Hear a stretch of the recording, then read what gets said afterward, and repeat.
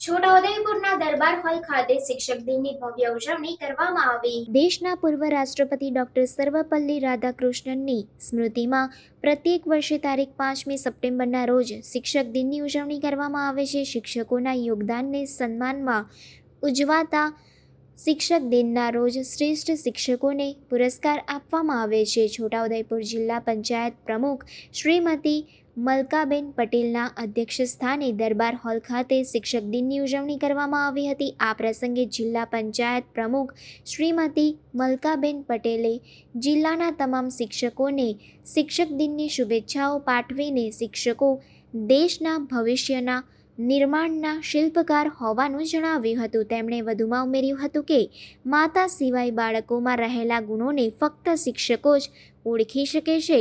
બાળકોમાં રહેલી સુષુપ્ત શક્તિઓને બહાર લાવવાનું ભગીરથ કાર્ય શિક્ષકો કરે છે। આજરોજ છોટાઉદેપુર દરબાર હોલ ખાતે જિલ્લા કક્ષાનો 5મી સપ્ટેમ્બર શિક્ષક દિનનો કાર્યક્રમ ઉજવવામાં આવ્યો।